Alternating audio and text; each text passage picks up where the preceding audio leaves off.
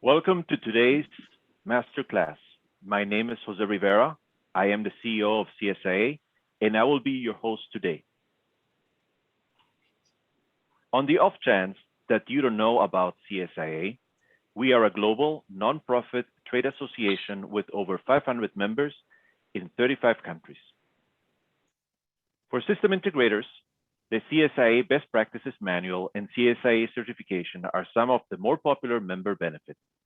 But you will also enjoy a variety of others, including professional development, learning from your peers, and access to professional services, experts, including insurance, financial, and legal, who attend this SI's unique business needs. For partner members, CSIA offers an ecosystem to grow your system integration program, understand your customer pain points, monitor industry trends, and share your thought leadership. With thousands of qualified integrators and suppliers, the CSIA Industrial Automation Exchange helps system integrators, industry suppliers, and manufacturers connect and do business. For SIs and partners, it provides a platform to support your content and search engine optimization marketing efforts. Position yourself as a thought leader and nurture prospects during the complicated buyer's journey. The good news is that this is actually the best time of the year to join CSIA because as of October 1st, and we're just a few days away, companies will join and get the rest of 2021 free as part of the package for 2022. It's all included in their membership dues and any exchange upgrades or packages. Before we go into the presentation, I want to remind the viewers that there is an opportunity to interact with others through the chat function of Zoom. But if you have questions for the panelists, please go to the Q&A box, place it there, and most likely we'll reply to your question at the end of the event. And so before I introduce the first speaker, I want to remind people the origin of the CSIA insurance program. More than 10 years ago, system integrators from CSIA decided to form an insurance program because they felt very frustrated with their options to get insurance. They felt that they would spend a lot of time explaining to the brokers who they were, what they did, and they would still get put in the wrong categories for coverage. So the CSIA insurance program was created over 10 years ago.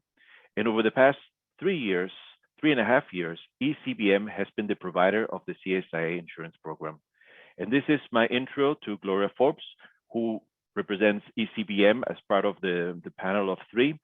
Gloria, the floor is yours. Well, welcome to everyone today. I really appreciate spending time with us. Today we are going to talk about a little bit about what happens when you have a cyber claim. We kind of look at it as think of it as the virtual roller coaster because you're not actually experiencing the disaster, but you'll walk through what it would look like if you were. So cyber ranks as the first or second most concern for most organizations out there. And we felt that this would be a good opportunity to address what we're seeing in the cyber landscape.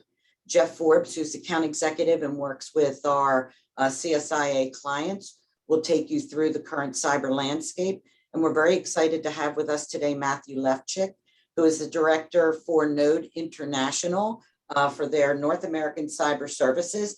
Node is our cyber insurance provider. And so we're very happy to have him join us today. So we will talk about the landscape, the anatomy of a claim, and then how to minimize that loss if it happens to you, tips to save money. So without any further ado, Jeff. So in 2020, estimates of total lost economic productivity to cyber claims was almost $1 trillion. That includes what is increasingly a large portion of the amount of losses from cyber claims, which is a lot of lost productivity. Direct losses, the FBI estimates were over $4 billion. Those are fraudulent wire transfers and ransomware payments and things of that nature. What we're seeing in the cyber market these days with claims is a large increase in the amount of ransomware or extortion attacks. We're also seeing large increases in both the frequency and severity of claims. For example, one insurer found that from 2019 to 2020, the average loss on a cyber claim went from $150,000 to $350,000, more than doubling in the course of a single year. And one thing that's happening out there in the cyber insurance landscape, hackers are increasingly attacking small businesses. As bigger and bigger companies get better at cybersecurity, small businesses are an increasingly attractive target to hackers because they have less sophisticated security interfaces, and hackers can use access to a small business oftentimes to gain access to larger ones. We're seeing a lot of increased activity from both state and non-state actors when it comes to hacking. Non-state actors might be private individuals buying hacking software online. There are criminal organizations using this as a way to make money. But there's also increasing evidence of state actors being behind some of these attacks. We're talking about, I mean, the big name on everyone's lips is Russia.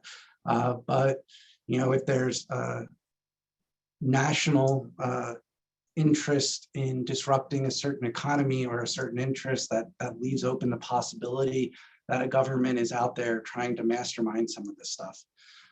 As a result of that, the White House, the FBI, Department of Homeland Security are increasingly focused on cybersecurity, and they're increasingly trying to partner with the industry leaders in the private sector, Microsoft, Google, Apple, Amazon, whoever else, in increasing the nation's cyber security infrastructure, making sure breaches are responded to quickly and effectively, and that private companies are doing what they can to minimize these attacks for the sake of minimizing economic losses.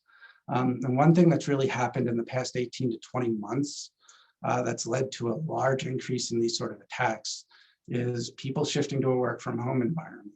The reality is that when employees are working from home, companies just have less control over what's going on their networks. They have less control over personal devices, less control over company devices that might be in employee hands working from home.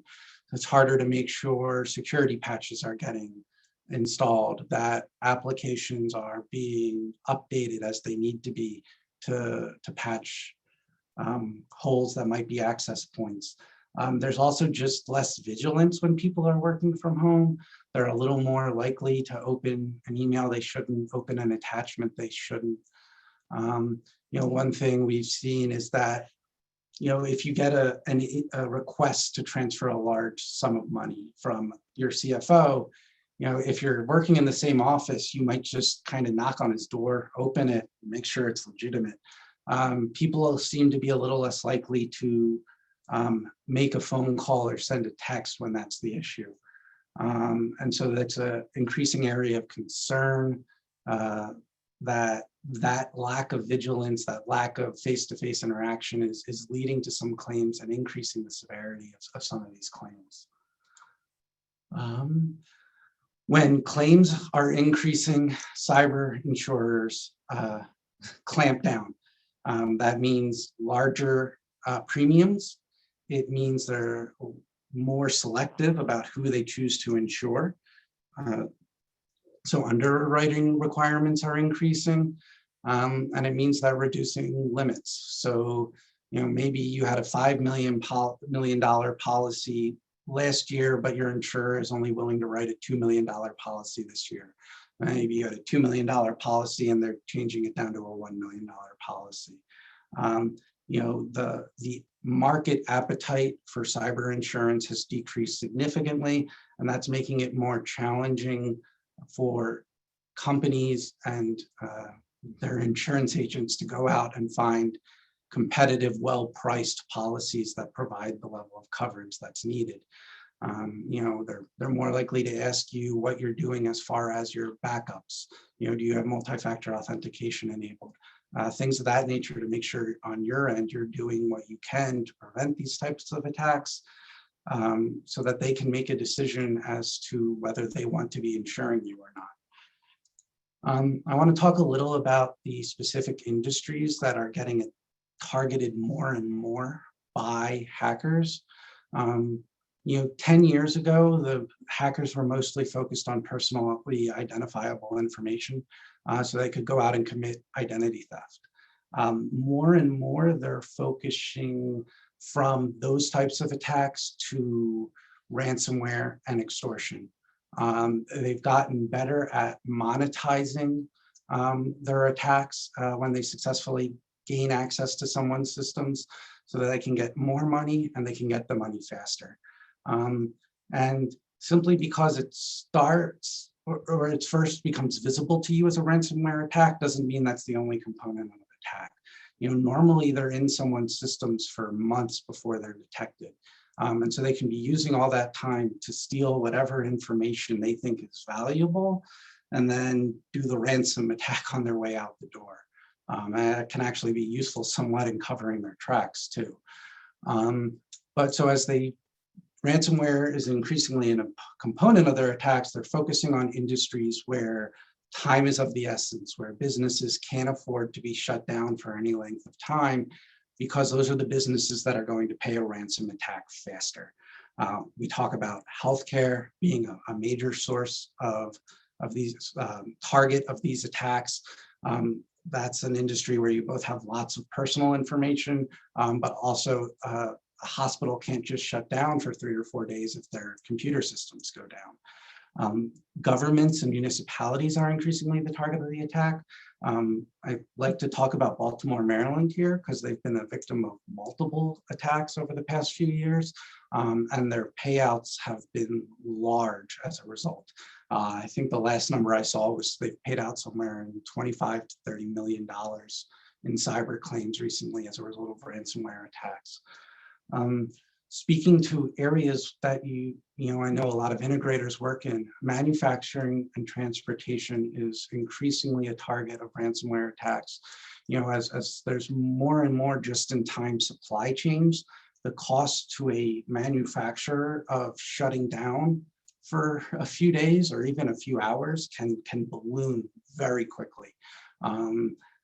It makes companies more vulnerable to being shut down, and you wind up in a situation where the cost of being shut down for a small period of time is way larger than the ransom that the hacker is requesting, and that incentivizes people to just pay it to get access to their systems again.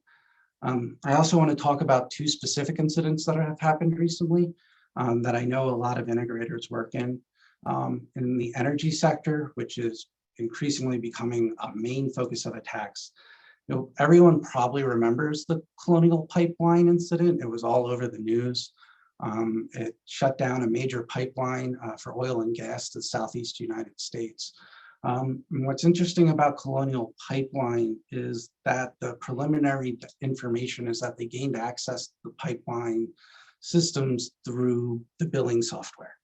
And so if you're thinking about this as an integrator, as someone who has relationships with these larger clients who might be a target of this type of attack because they want to get to someone through you, you can't just be thinking of your main work and what sort of access you might have that way. It's increasingly, if you're emailing with these people regularly, if you are having access to a billing system for payments and things like that, these can all be vectors that hackers can use to get through you to someone else.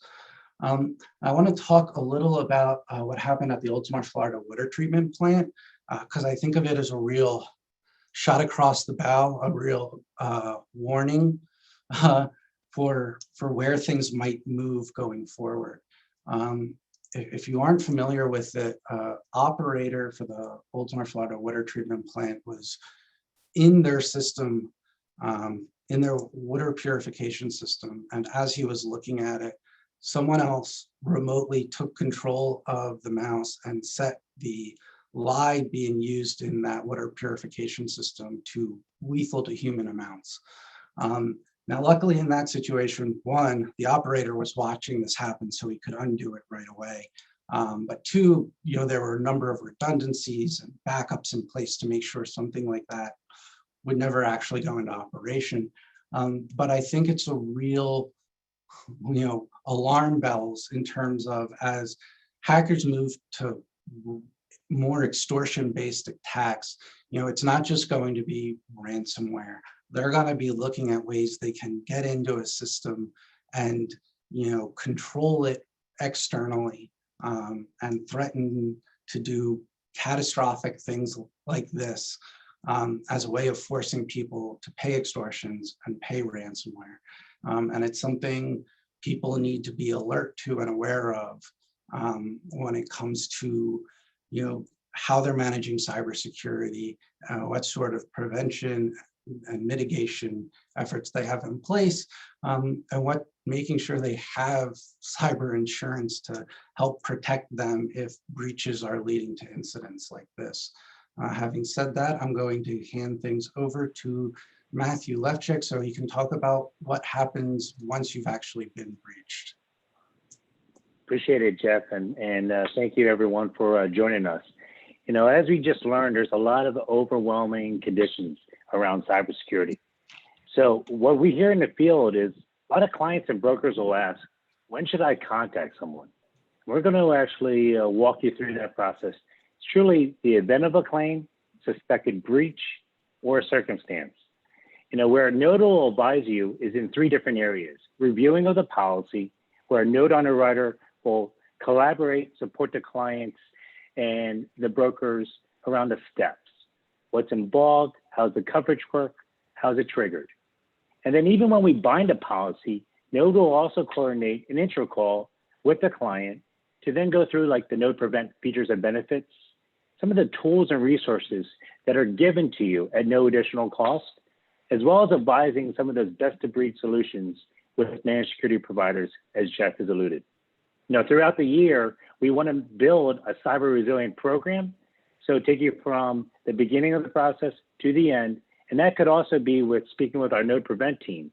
And that would include unlimited consulting, virtual CISO, like a vulnerability report to really identify some of those risk factors, and even talk about templates, such as like an IR plan. And then, as Jeff even mentioned again, third-party risks.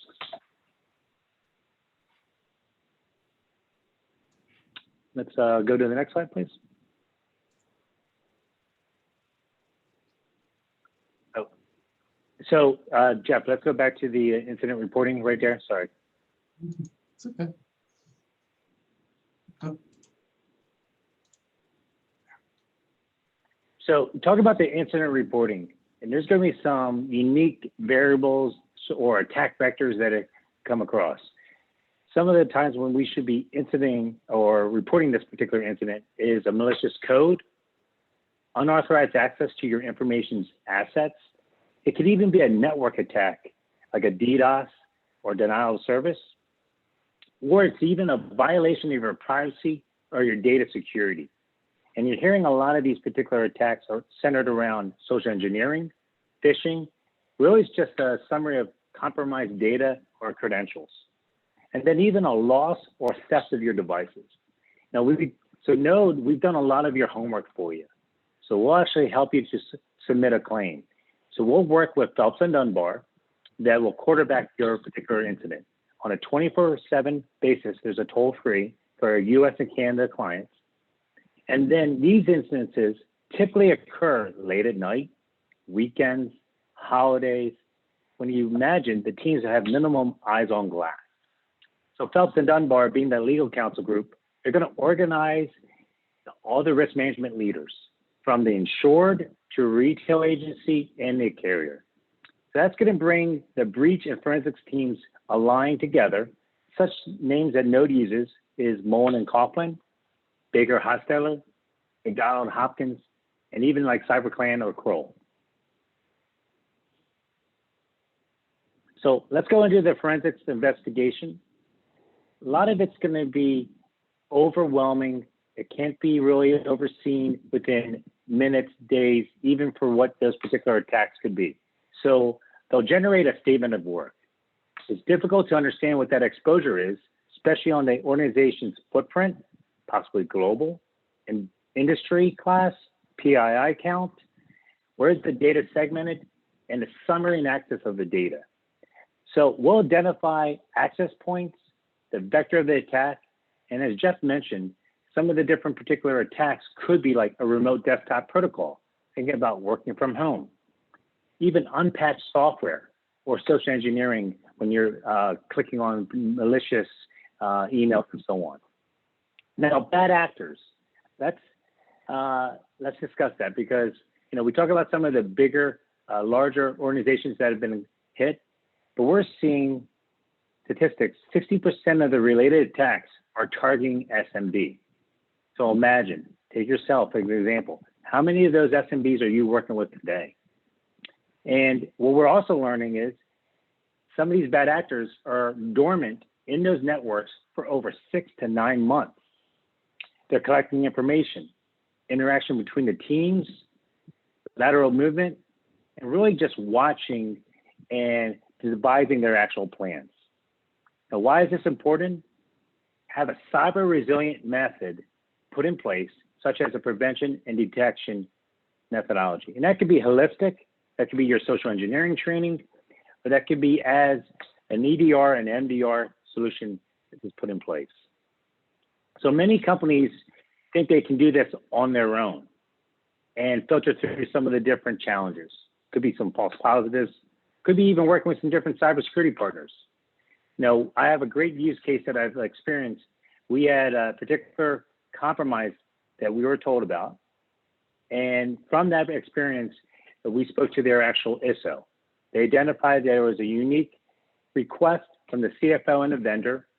What they did to mitigate the risk is they removed the access point and felt that was confident enough and putting dual factor authentication in. After later on that we learned about it and did a forensics analysis, and that particular team identified different patterns and risk mitigation processes, we found an additional 4 bad actors within the network. Let's go to the next one, please. So ransom negotiation. It's pretty overwhelming thinking about, have you ever approached this? Have you ever handled this particular scenario? This is where the breach counsel will advise on your behalf. They're going to facilitate the payment with the banks and so on.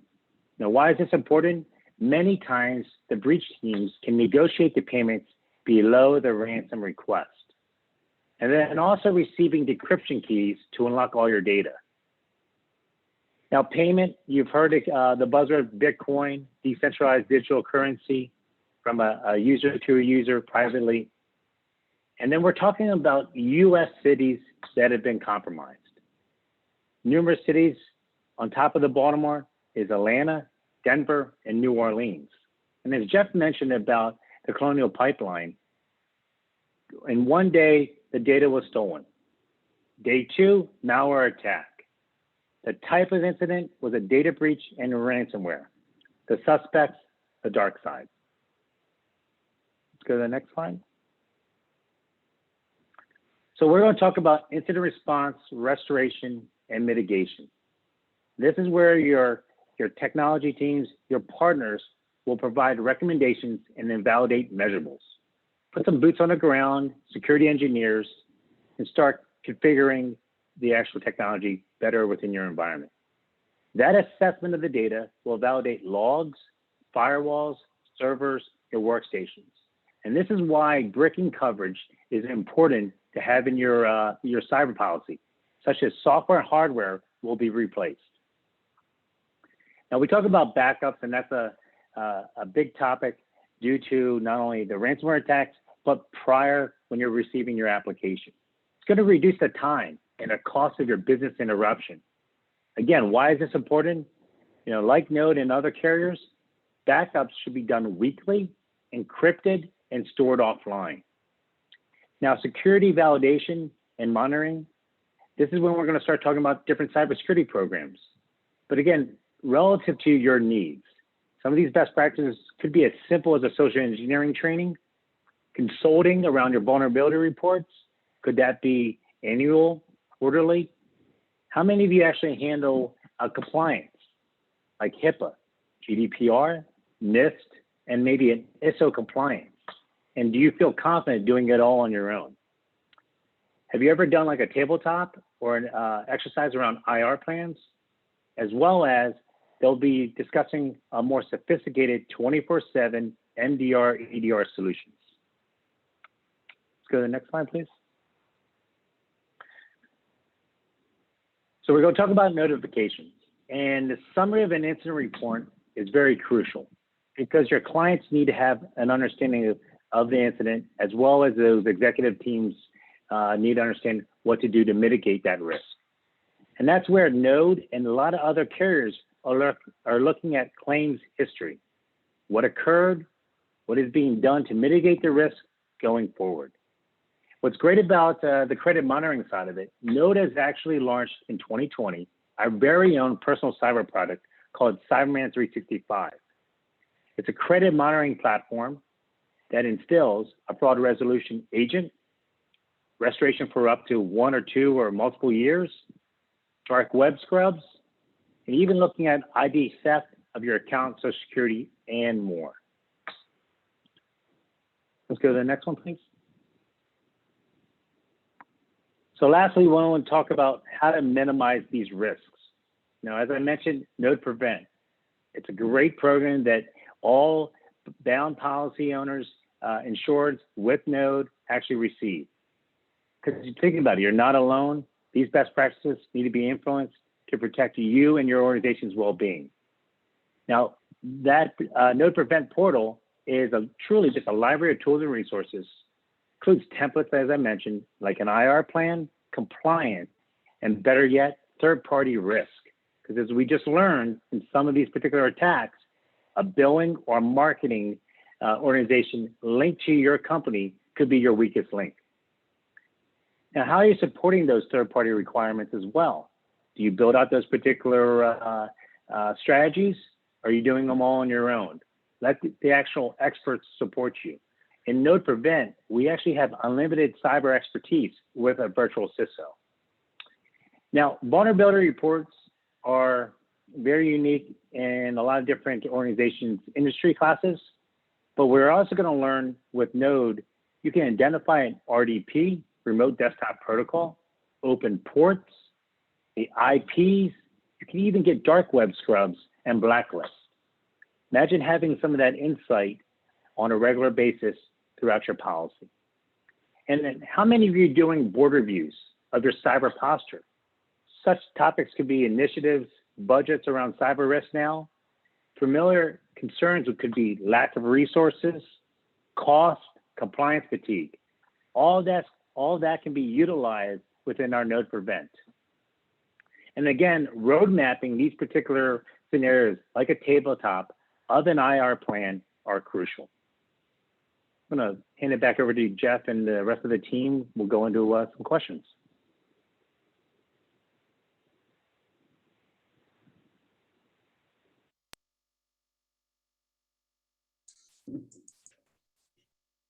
You think after 18 months, you'd always remember to unmute.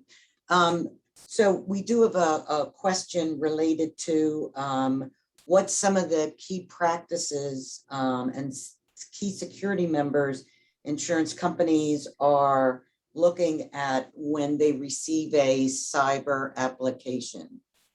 Do you want to take that, Matthew?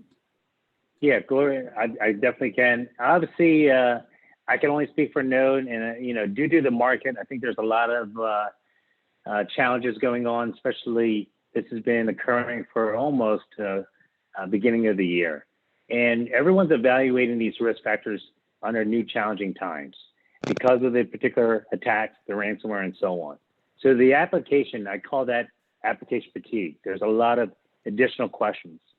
And a lot of brokers are feeling overwhelmed because they're not confident within some of those buzzwords or what those security controls may imply. So they feel like they have to own some of this conversation. Better yet, let us support you all in doing that. And some of those terminologies could be MFA. Nowadays, you may not even receive a quote unless you have MFA implemented from day one. And a lot of companies are scrambling now to instill that. But also it's talking about across all users, not the critical assets, not just the critical employees and so on. So that's where a lot of the challenges are coming on from MFA. But also I talked about encryption and your backups, and if is your data offline. That's really important when you start understanding the segmentation of an actual claim and how valuable some of your actual data is stored offline. It's again, going to reduce your bandwidth, your business interruption timeline, and it's going to really relieve a lot of the stress compared to maybe possibly paying that ransomware in a full amount and so on. And so another question that we have is, we're talking about some of these resources that we know Node provides. Other insurance companies have, a certain amount of systems available for their clients. How do you gain access to this? No, I think a lot of it is they don't think that their actual carrier can support them in these directions. I think that there's a lot of unique times nowadays that a lot of the different carriers are implementing these strategies, and they're giving those resources because we don't want to see these next claims coming up during our actual policies. So we're going to instill best practices. So from day one, as I mentioned, we'll walk you through and partner with some of our different partners, from our virtual CISOs, from the actual vulnerability reports, to the tools and resources that Node Prevent can provide. And then again, a lot of people will say, well, I don't know if I have a legal counsel or a forensics team. I don't have a lot of that senior leadership to walk you through. Some of that would be a bucket of hours, but some of that is a resource that we can provide from day one, or even prior to you actually being down with us. Okay, thank you.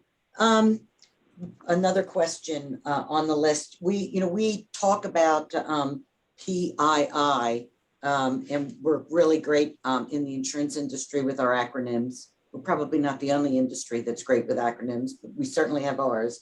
When we talk about PII, Jeff, could you talk a little bit specifically about what constitutes PII? So PII is personally identifiable information. So it's basically any information that can be used to specifically identify an individual. So the big thing you're talking about is stuff like social security numbers, driver's license numbers, information like that can, someone can sort of turn around and use to, either gain access, to other information about an individual, or commit identity theft. It can be, simple enough information that it's enough to help a hacker answer some security questions and break into someone's personal email account or bank account, online, or it can be, the type of information you're using to fraudulently apply for a credit card in someone else's name, or for a car loan in someone else's name.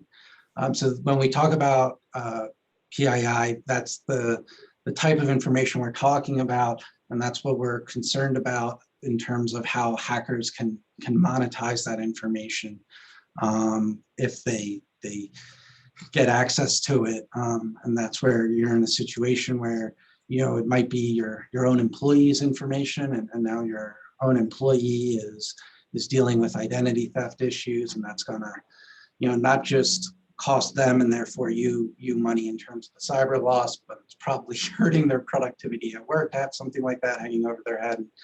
Or it could be, PIA related to your customers, which is a whole separate type of headache in terms of maintaining good relationships when, you know, a breach at your office is what's causing them to have to deal with that on their end.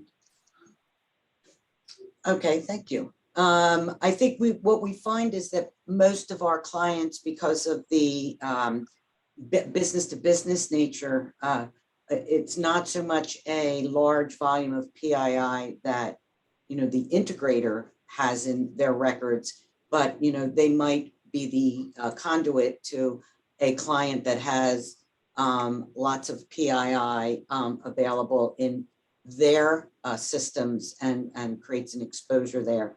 Oh, we do have a question. I will throw this at you, Matt. What does a timeline diagram for a cyber claim look like? Yeah, that's a great question. And I think the best way to understand it is going to really be down to, as I mentioned, a company's footprint. Now, again, the industry class, the PII count, where is the actual data? Where's the restitution of it? And then looking at some of the different access points and so on. So I would say it's going to be a lot of variables. They don't typically just happen within 6 to 9 months that you're going to be going through the process.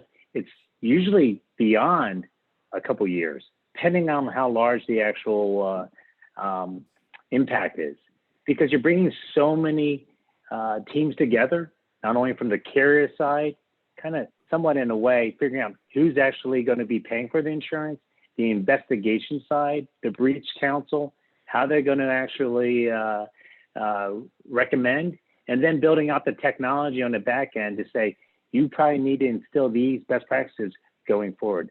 So to answer that question, it's beyond just your typical 6 to 9 months. It's probably going to be a lot longer. And again, depending on the company size and that industry class. Yeah, and I think it's fair to say too that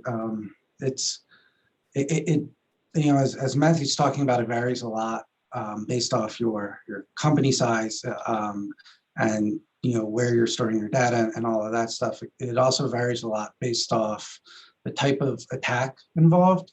You know, you may think, you know, it looks like a ransomware attack, and so, you know, you expect to be dealing with that on a really short time frame, right? And you're getting legal counsel involved really quickly, getting the forensic team involved as quickly as possible, because you're dealing with a potential shutdown issue. You're trying to keep business interruption as small as possible.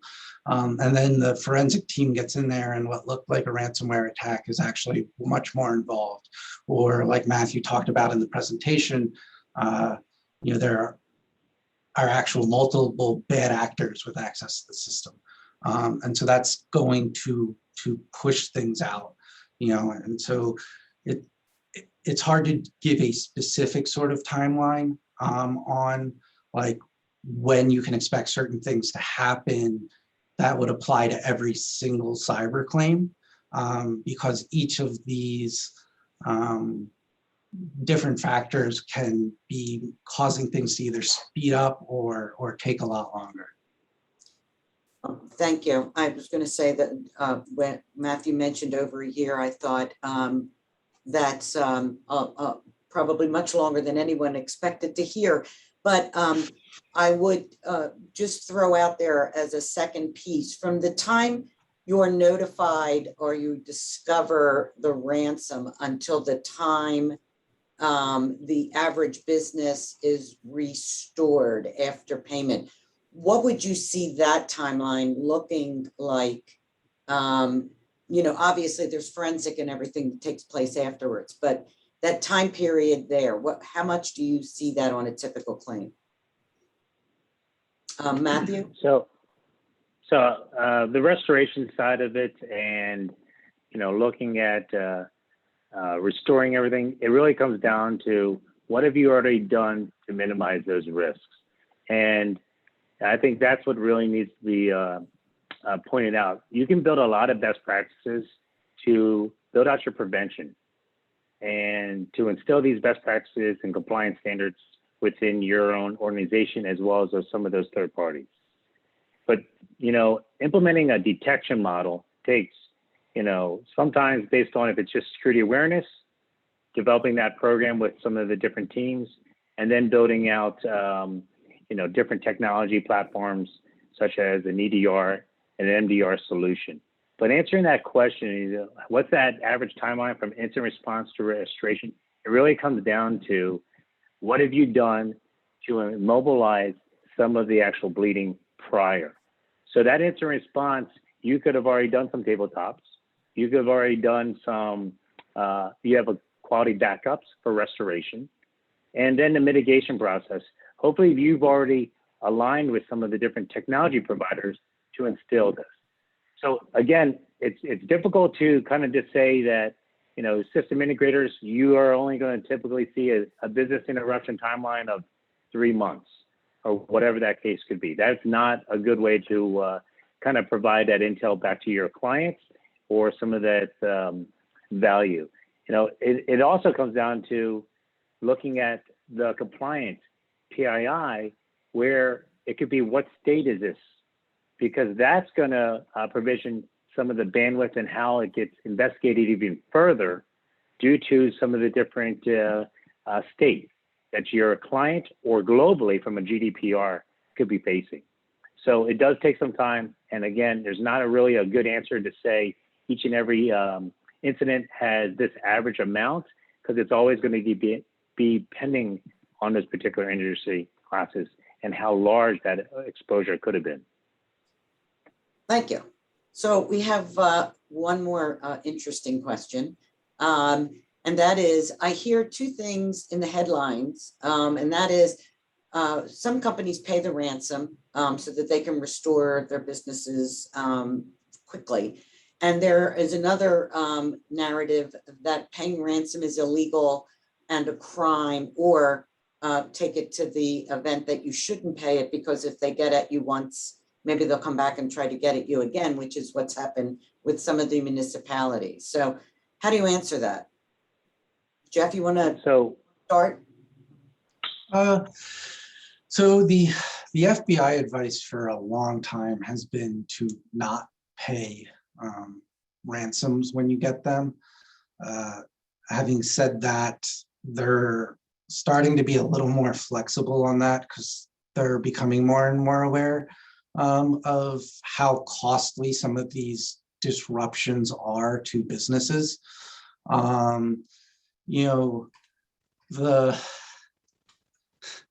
It's not an easy question to answer, and it's another one of those ones that's just really going to be factually dependent on your specific individual situation. And that's really where your legal team that's getting involved on the claim is probably going to be better positioned to step in and tell you, whether this is a situation where we really need to look at paying this ransom, quickly, because that's going to be the better way of mitigating the total losses on this claim, or whether you should avoid paying the ransom.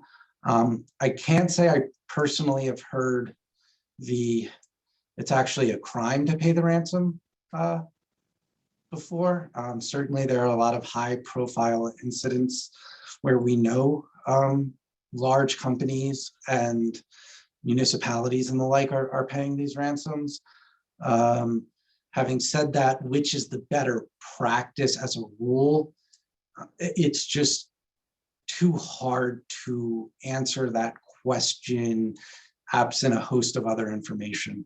I'll say again, the more you've done in advance, the more you have those high quality backups, the more you set yourself up to get back online and get your systems restored as quickly as possible, the better position you're going to be in to avoid having to pay a ransom in an emergency situation. So we have seen some of the notifications, and insurance companies are financial institutions, and financial institutions are prevented from essentially working with those that appear on the OFAC list, and often from a time period, you will find out well after the ransom is paid, that maybe one of those, a ransom was paid to someone by an insurance company, that it was on the OFAC list. And there was some discussion about, how would the FBI handle some of those situations? And basically in that situation, it is illegal. But obviously we know, Matthew will tell you their company sees ransom and extortion payments. And we see it from other insurance carriers with many clients that have gone through this, that those extortions do get paid when they are, holding someone hostage. Yeah, and that's a hot topic in regards of the recent attacks. And you bring up the OFAC. The way that we typically are supporting this or seeing a lot of this is through the legal counsel guidance. And I've worked with some different partners, Mullen Coughlin being one of them, Donald Hopkins, and so on. And they've really learned how to advise on these different industry classes based on the list of that are blacklisted in a way. And then, as you looked at the Colonial Pipeline, the FBI got involved, was able to retain some of the actual ransom. So there's different efforts being instilled to really support the client's needs. But again, if we talk about if all of my data was encrypted and offline and I have no access, I think one of the best use cases was where one of the cities actually said, we have to make this payment due to the outcome of where our data is today. And I think sometimes if your hands are tied in that extreme factor, that's where you want to work with your forensics and your breach counsels. But doing this prior, don't wait until the bad day, the alarm goes off, and you're looking at how do we handle this incident. That is why we want you to build these best practices, speak to the different teams and the experts to then align with you. Okay.